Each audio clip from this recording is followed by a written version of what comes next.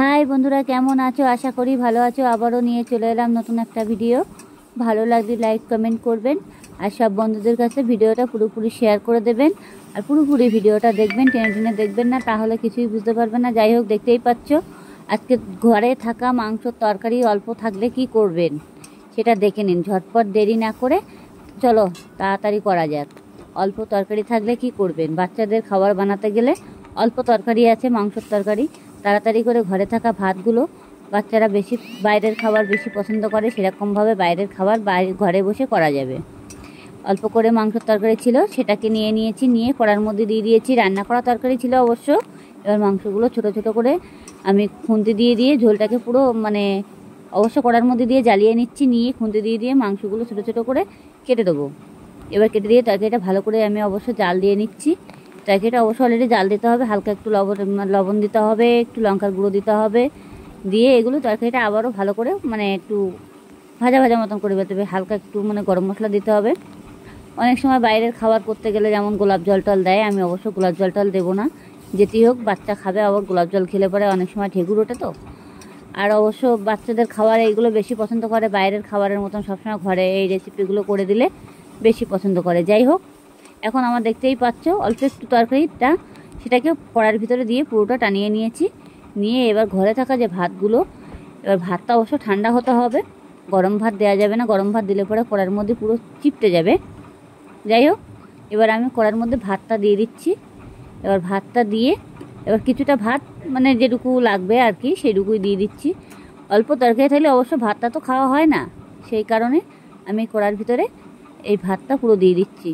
অবশ্য আমাদের বিরিয়ানির চাল বাঁশকাঠি চালই খাওয়া হয়। যাই হোক, এবার আমি ভাতটা যেটুকু দেওয়া সেটুকু দিয়ে দিয়েছি। এবার দিয়ে ভালো করে এটা গ্যাসটাকে লো করে ভাজতে হবে। পুরোপুরি ফুল করা যাবে না, হাই করে দিলে গ্যাসটা তখন ভাতগুলো তলায় ধরে যাবে, সেরকম করলে হবে না। যাই হোক, এবার আমি গ্যাসটা লো করে দিয়ে আমি ভাতগুলো এক এক করে পুরো ভাতগুলো যেটুকু দেওয়ার মতো আমি সেইটুকু দিয়ে দেবো। আর ঘরে থেকে এই রেসিপি বাইরের খাবারের মতনই হয়ে যাবে অবশ্য। এবার আমি ভালো করে এটাকে নাড়াচাড়া দিতে হবে, পুরো বিরিয়ানির মতো হয়ে যাবে আর ছাড়া ছাড়া হয়ে যাবে। আর ভাতগুলো এত টেস্টি হবে খেতে, তাহলে বুঝতেই পারবে যে মনে হয় বিরিয়ানি ছেড়ে কোন ভাত খাচ্ছি তার কোনো ঠিক নেই। দেখতেই পাচ্ছ, এটাকে ভালো করে একটু হালকা করে ভেজে নিতে হবে। লো আছে ভাজতে হবে, হাই করা যাবে না। হাই করে দিলে কড়ার তলাইতে লেগে যাবে। আর অনেক সময় বিরিয়ানি তো দোকান থেকে কিনতে খেয়ে টেস্টই আলাদা, দোকানের বিরিয়ানি আর বাড়িতে করা বিরিয়ানি সেটা টেস্ট আলাদা। যাই হোক, দেখতেই পাচ্ছে ভাতের কালারটা কত সুন্দর চলে এসেছে, কালারটা কিন্তু সেই চলে এসেছে। এবার আমি হালকা একটু লবণ দিয়ে দেবো ভাতের ভিতরে, যাতে ভাতটাকে পুরো লবণ হয় সেরকম পরিমাণে দিতে হবে, যাতে পুড়ে না যায়। হালকা পরিমাণে লবণ দিতে হবে। অবশ্য চাইলে মুখে দেখে নিতে পারো, অসুবিধে নেই। একটু হালকাভাবে দেখে নেবে যাতে লবণটা ঠিক আছে কিনা, পরেক্ষণ আবার না দেবে। বেশি লবণ হয়ে গেলে কিন্তু খাওয়া যাবে না, পুড়ে যাবে। অবশ্য আমি এই ভাতের ভিতরে কোনো গোলাপ জল মারবো না, যেটি হোক বাচ্চা খাবে, নাহলে গোলাপ জল মারলে অনেক সময় ঢেকুর উঠবে, তাহলে সেটাকে ঢেকুরটা উঠলে পরে পেট খারাপ করতে সম্ভাবনা থাকে। যার জন্য বাড়িতে খাবার বানালে এভাবেই করবে, তাড়াতাড়ি করে। খুব সহজ একটা রেসিপি, তাড়াতাড়ি হয়ে যাবে। অল্প তরকারি থাকলে তখন এটাই করে ফেলতে পারবে ঘরে বসে, দেরি না করে। যাই হোক, দেখো আমার ভাতগুলো কিন্তু কোনোভাবে লাগিনি আর পুড়িনি, কিন্তু এই যে হালকাভাবে সবসময় গ্যাসটাকে হালকা করে দেবে। দিয়ে এটাকে ভাতটাকে একটু নাড়াচাড়া দিতে হবে ভালোভাবে, অতিরিক্ত একটু নাড়তে হবে ভাতগুলো, যাতে পুড়ে না যায়। আর ভাতগুলো পুরো একদম কালার দেখতেই পাচ্ছ, একদম পুরো হলুদ হলুদ কালার হয়ে গেছে, পুরো বিরিয়ানির মতনই কালার হয়ে গেছে। এবারে আমি হালকা একটুখানি অল্প করে এর মধ্যে ঘি দিয়ে দেবো, সেটা আমি পরে দিচ্ছি, এখন দেবো না। যেটি হোক, ভালো করে ভাতটা আমি একটু হালকা ভেজে নিই, যাতে ভাতটা লেগে না যায়।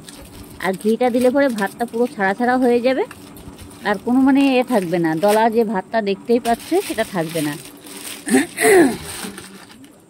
এটাকে লো আছে ভাজতে হবে, পুরো গ্যাসটাকে ফুল করা যাবে না। আর গ্যাসটা ফুল করে দিলে ভাতটা ধরে যাবে।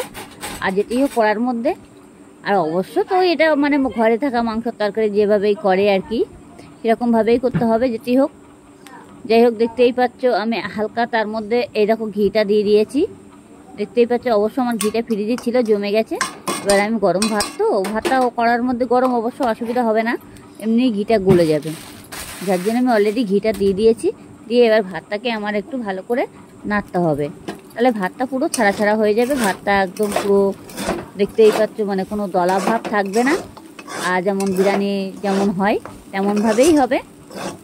অবশ্য মনে হচ্ছে কিন্তু কড়াইতে হয়ে গেছে, যেটিও ভাতটা এমনি কড়াইয়ের মধ্যে নাড়তে গেলে হালকা পরিমাণে একটু লাগে, তাও তো আমি লো আছে ভাত দিচ্ছি তার জন্য, কিন্তু লাগা করার মধ্যে অসুবিধা হবে না। যাই হোক, এরকমভাবে একটু হালকা করে নেড়ে ছেড়ে দিয়ে একটু কাটিয়ে দেবে। একদম পুরো বিরিয়ানির থেকেও ফেল, মানে এত টেস্টি হবে। আপনারা ঘরে বসে এই রেসিপি না করলে তাহলে বুঝতেই পারবেন না এত টেস্টি হবে। ঘরে থাকা তরকারি দিয়ে এইভাবে কাজ করতে হবে। অল্প তরকারি থাকলে বাচ্চারা তখন চাইবে না যে আর খাবো, একটুখানি তরকারিতে খাওয়া হবে না, এরকম তো গান গাইবে। তার জন্য এটা এইভাবে করলে পরে তাহলে আর কোনো গানই গাইবে না, এমনি চুপচাপ খুশি হয়ে আনন্দভাবে খেয়ে নেবে বাচ্চাগুলো। আপনারা দেখুন চেষ্টা করে ঘরের মধ্যে বসে এই রেসিপি একবার করার, তাহলে বুঝতেই পারবে কত টেস্টি লাগে এই খাবারগুলো করলে। যাই হোক, এক এক সময় এক একটা বাচ্চাদের বাহানা শুরু হয়ে যায় যে খাবো না ও খাবো না, নানান খাবারের মানে পদ্ধতি থাকে। সেজন্য বাচ্চাদের খাবার করতে গেলে এইভাবেই করতে হবে। যাই হোক, অলরেডি দেখতেই পাচ্ছ আমার ভাতটা কত সুন্দর কালার চলে এসেছে। আর আপনারা চাইলে যদি মনে করবেন যে একটু সাদা ভাতটা রেখে দেবো, হালকা দুটো সাদা ভাত নিয়ে কড়ার মধ্যে দিয়ে, তাহলে কিন্তু পুরো বিরিয়ানির ভাতটাই হয়ে যাবে। আপনারা চাইলে গোলাপ মানে কালারও দিতে পারো, কিন্তু কালার টালার আমি কিছুই দেবো না, যেটি হোক বাচ্চাদের পেট খারাপ করবে। যাই হোক, আমি একটু হালকা একটু মাংসর ঝোলটা, যেটুকু ঝোল ছিল সেই ঝোলটা আমি হালকাভাবে দিয়ে দিলাম, অল্প একটু মাংস ঝোল ছিল সেটাকে আমি দিয়ে দিয়েছি আস্তে আস্তে করে দিয়ে। এবারে আমি আবারও ভাতটাকে ভালো করে নাড়তে হবে। ভাতটা কিন্তু নাড়তে হবে, কিন্তু যে বসিয়ে রাখবে কিন্তু সেটা হবে না। বসিয়ে রাখলে পরে কী হবে, তখন মানে কড়ার মধ্যে একটু হালকা হালকা লেগে যাবে। এমনিতে দেখতে পাচ্ছি আমি লো আছে করছি, তাও হালকা কড়ার মধ্যে লেগে গেছে। তো এলাকা তো কোনো অসুবিধা হয় না। যাই হোক, ভাতটা তো মানে ভাঙিনি, গোটায় তো আছে, দেখতেই পাচ্ছ। অলরেডি দেখো আমার ভাতটা কিন্তু পুরোপুরি প্রায় কমপ্লিট হয়েও গেছে, আর কালারটা কিন্তু সেই চলে এসেছে। এবার আমি তাড়াতাড়ি করে গ্যাসটা আরও লো করে দিয়েছি, দিয়ে কিছুক্ষণ পাতিয়ে দিয়েছি কড়ার ভিতরে পাতিয়ে দিয়ে এটাকে আমি আবারও নাড়াচাড়া দেবো ভালো করে। একটু নাড়তে হবে, এইভাবে পাতিয়ে দিতে হবে। পাতিয়ে দিয়ে নাড়াচাড়া দিয়ে আমি তার মধ্যে একটা প্লেট নিয়ে নিয়েছি। এবার প্লেটটাকে আমি তাড়াতাড়ি করে ভালো করে মুছে নেব। যাই হোক, এখন আমি প্লেটের ভিতরে ঢালে নিই, ভাতটা অলরেডি কমপ্লিট হয়ে যাক। তারপরে অবশ্য মাংস তরকারিতে যে তেজপাতাগুলো ছিল সেই তেজপাতাটাই দেওয়া আছে, আপনারা চাইলে দিতে পারো, না চাইলে না দিতে পারো। দেখো ভাতটা কত সুন্দর কালার চলে এসেছে, দেখতেই পাচ্ছ, দেখেছো। এরকম আমি প্লেটটা এখন নিয়ে নিলাম। এই যে প্লেটটা নেব, এই প্লেটটা এই সাইডে রাখলাম, রেখে এখন আমি এই প্লেটের ভিতরে ভাতগুলো পুরো ঢেলে নেব। এরকম ভাত একদম পুরো ঝাড়া ভাত হয়ে গেছে, একদম পুরো বিরিয়ানি হয়ে গেছে, দেখতেই পাচ্ছ। দোকানের কিনা বিরিয়ানির মতনই হয়ে গেছে, কিন্তু খেতেও কিন্তু খুবই স্বাদ। আপনারা ঘরে বসে এই রেসিপি একবার করে দেখুন, তাহলে বুঝতেই পারবে কত টেস্টি খাবার এটা। একবার খেলে বারবার খেতে ইচ্ছে করবে।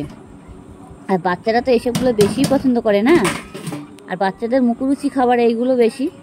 ঘরে বসে খাবারগুলো বানিয়ে দিলে পরে কী হবে, বেশি খাবে আর ভালো লাগবে। ভালো লাগলে লাইক কমেন্ট করবেন, আর সব বন্ধুদের কাছে ভিডিওটা পুরোপুরি শেয়ার করে দেবেন।